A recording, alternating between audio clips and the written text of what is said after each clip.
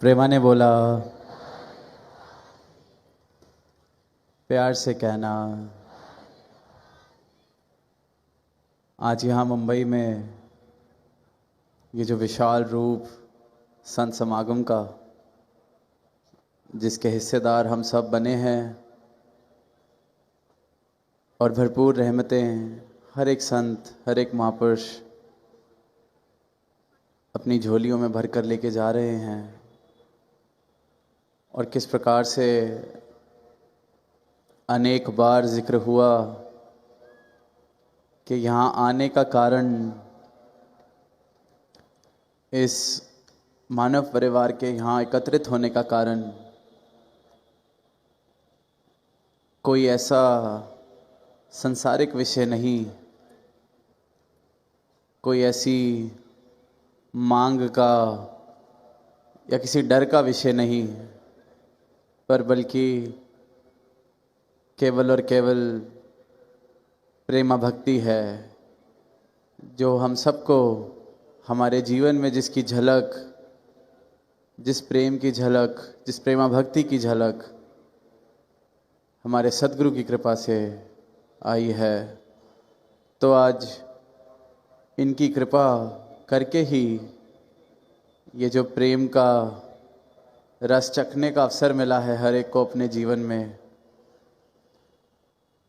तो ये उसी करके सब अपने भाव दर्शा रहे हैं। चाहे चेहरे की मुस्कुराहट है, चाहे आँखों की नमी है, चाहे फिर वो कोई शब्द हैं, गीत हैं। और ये प्रेमा भक्ति की शुरुआत तब हो पाती है जब जीवन में सद्गुरु आके मुझे मेरे भ्रमों से दूर करना शुरू करते हैं।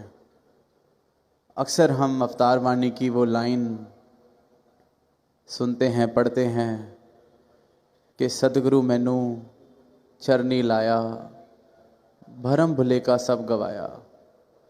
कि सद्गुरु ने मुझे अपने चरणों से जोड़ा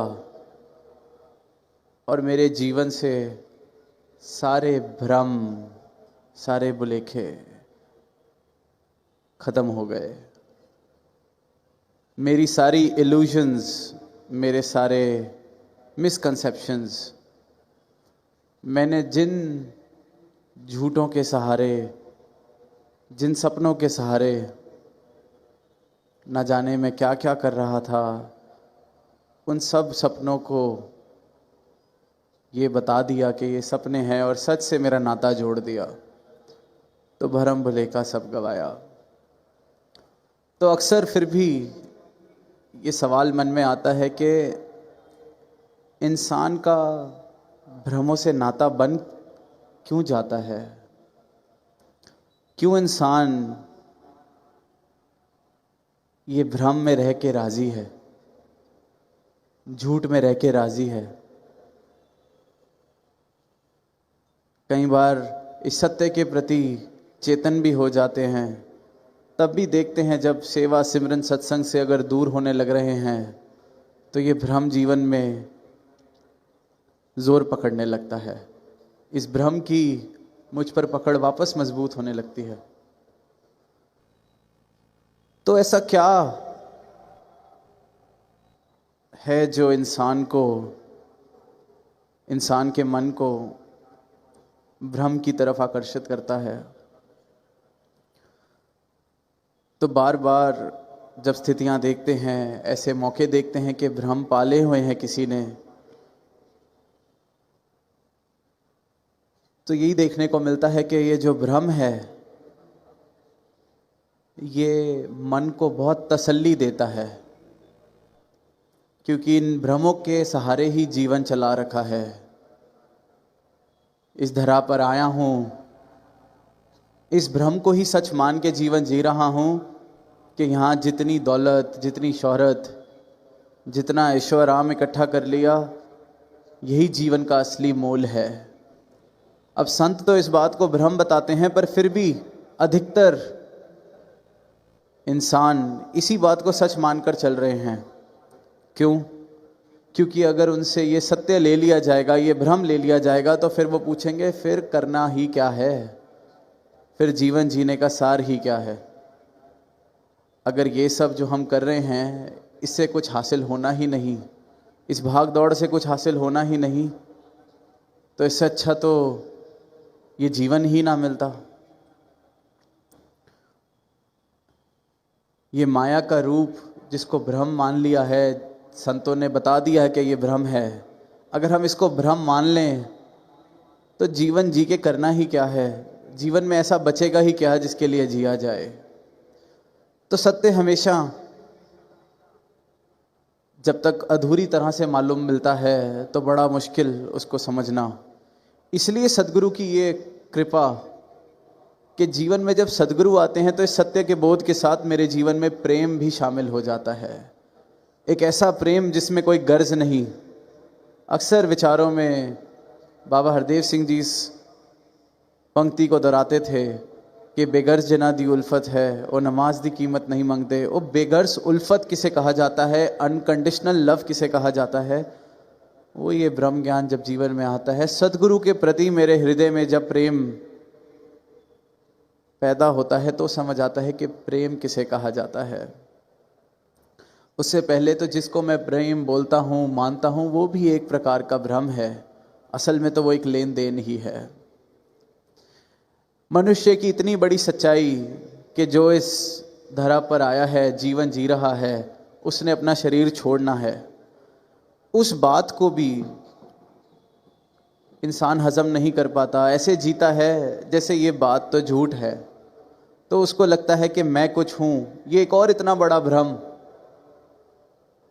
100 साल की भी उम्र किसी को मिल जाए और वो सब कुछ हासिल कर ले जो हासिल करने लायक है इस संसार में, 105 साल बाद, 110 साल बाद किसने उसको याद करना है, उसके जानने के 5 साल बाद। तो ये सारे भ्रम, और भ्रम इसलिए क्योंकि इन भ्रमों से हमें सुकून की भ्रांति होती है कि इस भ्रम पे भरोसा इसलिए कर लिया है कि चलो जीवन जीना थोड़ा आसान हो जाए। कोई गलती कर बैठता है, किसी रिश्ते में खटास आ जाती है, तो वो इस भ्रम को मान के ही राजी है कि मेरी तो गलती ही नहीं थी, ताकि कम से कम ताउम्र वो रिश्ता खोया तो मेरे मन में यही बात बनी रहे कि मेरी गलती नहीं थी, सामने वाले की थी। इसी भ्रम से मैं कम से कम उस रिश्ते के खोने का वजन उठाना थोड़ा हल्का महसूस लगता है कि मेरी गलती नहीं थी, मैं तो सब कुछ कर बैठा हूँ उसको बचाने के लिए, चाहे किया है कि चाहे नहीं किया। पर इस बात पर विश्वास अगर मैं कर लूँ, इस भ्रम पर मैं विश्वास कर लूँ, इस धोखे पर मैं विश्वास कर लूँ, तो वो जो नुकसान मैंने उठाया है एक रिश्ते को खोकर, वो नुकसान इतना दर्द नहीं देता। दर्द थोड़ा कम होने लगता है जब झूठ पर इंसान विश्वास कर लेता है। इसलिए झूठ से बड़ा गहरा नाता है इंसान का, क्योंकि सत्य पूरी तरीके से जीवन में किसी ने देखा ही नहीं जब तक सद्गुरु जीवन में नहीं आए। तो झूठ के सहारे ही, कागज़ की नाव पर ही भवसागर को पार करने में लगे हैं। और कागज़ की नाव पता है डूबनी है, अब इस बात को मान लिया कि कागज़ की नाव पर समुद्र पार करने चला हूँ, तो डूबने का डर तो मुझे घेर लेगा ना। अगर ये बात पर मैं विश्वास ही ना करूं, इस बात को मैं सोचूं ही ना कि मेरी जो नाव है वो कागज़ की है, तो थोड़ा आराम मिलता है कि शायद मैं पार लग जाऊंगा। अब इंसान ये नहीं समझता कि जब तक इस बात की समझ नहीं आएगी कि कागज़ की नाव पर सवार हूँ, ये तो पता है कागज़ की नाव ने डूब जाना है, जब तक ये बात का एहसास नहीं होगा कि कागज़ की नाव पर सवार हूँ, तो फिर असली नाव ढूंढने की भी आवाज़ कहाँ से जीवन में आएगी। तो ये भ्रम के कागज़ की नाव पर सवार तो हैं, पर इस भ्रम में ही खुश हैं कि हमारी नाव कागज़ की नहीं है। थोड़ा आराम मिलता है। जिस दिन डूबना है डूब तो जाएंगे, पर जितने दिन ये कागज़ की नाव चलेगी उतने दिन थोड़ा आराम से सफ़र कर लिया जाएगा। दास अक्सर एक भगवान बुद्ध के जीवन से बात साझी करता है कि जब भी उनके पास कोई नया शिष्य, कोई नया साधक आता था कि मुझे भी निर्वाण क्या है बताइए, सत्य क्या है बताइए, तो वो उसको पहले कुछ समय के लिए, कुछ हफ्तों के लिए, कुछ महीनों के लिए एक शमशान घाट पर भेज देते थे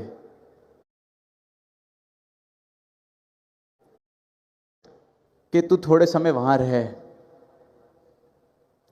तू कुछ समय वहां रहेगा, आते जाते देखेगा कि इंसान मृत्यु के बाद उसके शरीर की क्या कीमत है, क्या वैल्यू है। चाहे राजा का शरीर आए, चाहे रंग का शरीर आए, कहानी सबकी बराबर है। जब तेरे जीवन में इस सत्य का एहसास इस कदर बस जाए कि जो हस्ती है ये भ्रम है, इसका कुछ मोल नहीं, तब तू मेरे पास आना, तो शायद तुझे जो मेरे पास सत्य है वो मैं बता सकूं, तो तुझे कुछ फ़ायदा मिले। शायद मेरा सत्य तेरे तक भी पहुंच सके, क्योंकि इस भ्रम से शायद तू ऊपर उठ जाए जब तू देख लेगा कि तेरे शरीर का भी क्या हाल होना है। कबीर दास जी ने लिखा कि साधो रे ये मुर्दों का गांव, कि ये जो दिख रहा है, ये धरा है, ये मुर्दों का गांव है।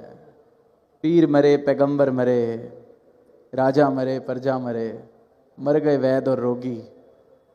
कोई ऐसा आया ही नहीं इस धरा पर जिसने इस शरीर को छोड़ना ही नहीं। तो ये गांव जिंदा नहीं, मुर्दों का गांव है। ये जो चकाचौंध दिख रही है, ये जो सब दिख रहा है, ये इस पल में ज़रूर सच्चाई है कि यहाँ ज़िंदगी दिख रही है, पर वैसे ये मुर्दों का गांव। पर फिर कबीर दास जी ने एक और बात लिखी कि मैं ना मरूं मरी वो संसारा, अब मोहे मिले है जीवन हारा। वही कबीर दास जी जो कह रहे हैं कि ये मुर्दों का गांव है, यहाँ सबने मरना है। वही कबीर दास जी फिर घोषणा कर रहे हैं कि मैं नहीं मरता, ये संसार मरेगा, मुझे जीवन हारा मिल चुका है। और दोनों ही कविताएं या दोनों ही बातें, दोनों ही शब्द उन्होंने अपनी शरीर रूपी यात्रा के दौरान ही लिखे, मरने के बाद नहीं लिखे। तो ये संतों के